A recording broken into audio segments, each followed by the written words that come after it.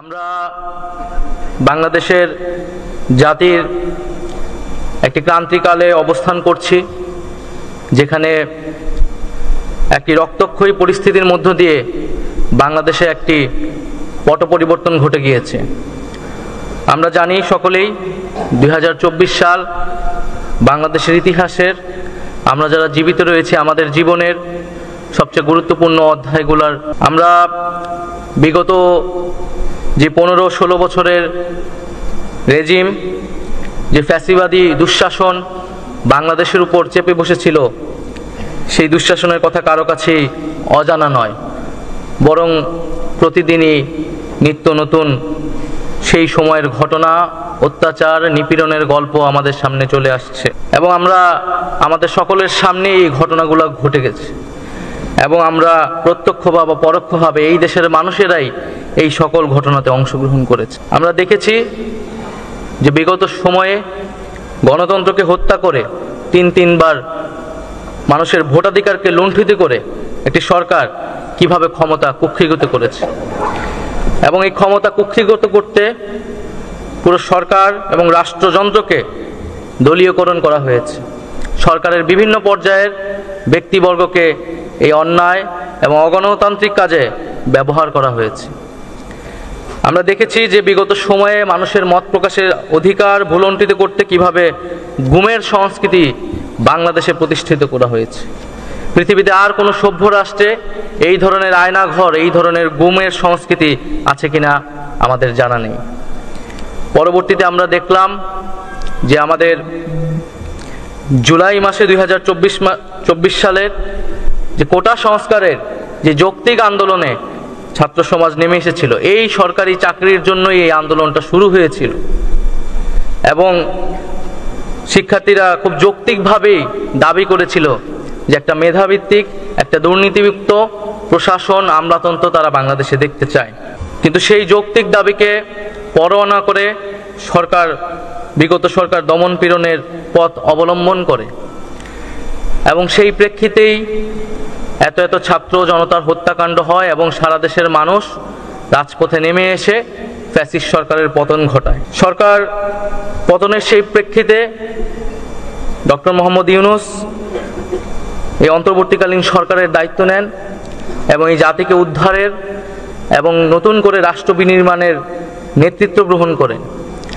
আমরা জাতি হিসেবে আমাদের যেমন দুঃসময় গিয়েছে, আমাদের যেমন কলঙ্কজনক অধ্যায় গিয়েছে যে শেখ হাসিনার মতো একজন ফ্যাসিস্ট, একজন রক্তপিপাসু এই দেশের শাসক ছিল, আবার একই সাথে আমাদের জাতি হিসেবে আজকে আমরা গৌরবান্বিত যে ডক্টর মোহাম্মদ ইউনূসের মতো একজন আন্তর্জাতিক খ্যাতিসম্পন্ন ব্যক্তিত্ব আমাদের দেশের অন্তর্বর্তীকালীন সরকারের প্রধান উপদেষ্টা হিসেবে দায়িত্ব গ্রহণ করেছেন।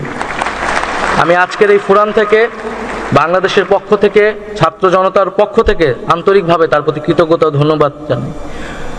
প্রফেসর ইউনূস একজন স্বপ্নদ্রষ্টা, যিনি কেবল বাংলাদেশকে পরিবর্তনের কথা বলেন না, তিনি পৃথিবীকে পরিবর্তনের কথা বলেন এবং সেই স্বপ্ন দেখার সাহস একজন বাংলাদেশী হিসেবে তার রয়েছে।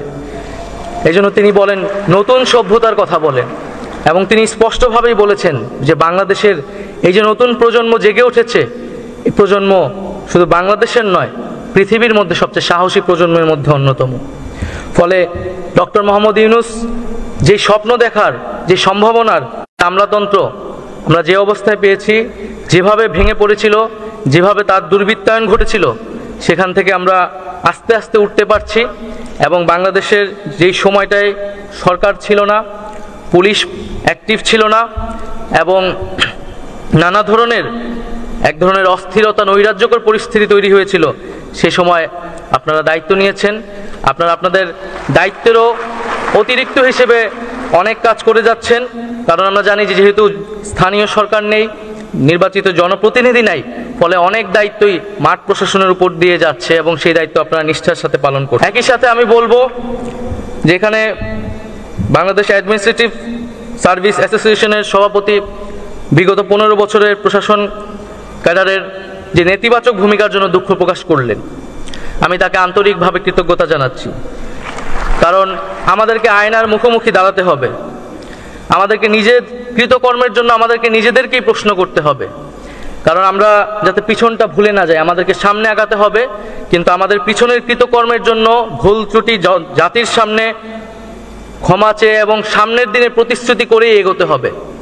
এবং আপনাদেরকেও এটা দৃঢ়ভাবে বলতে হবে যে একটা সরকার, একটা দল কিভাবে এই প্রশাসনকে, রাষ্ট্রীয় প্রতিষ্ঠানকে দলীয়করণ করেছে, এর বিচার আপনাদেরকেও চাইতে হবে। এবং আমি মনে করি যে আমাদের এমন সংস্কার করতে হবে যাতে ভবিষ্যতে কোনো সরকার এসে এই কাজ করার দুঃসাহস না দেখায়। আমাদের মধ্যে দল, রাষ্ট্র এবং সরকার, এই যে বিগত ফ্যাসিজমের সময় এই সব কিছু একাকার হয়ে গেছে, এই কনসেপ্টটা আমাদেরকে আলাদা করতে হবে।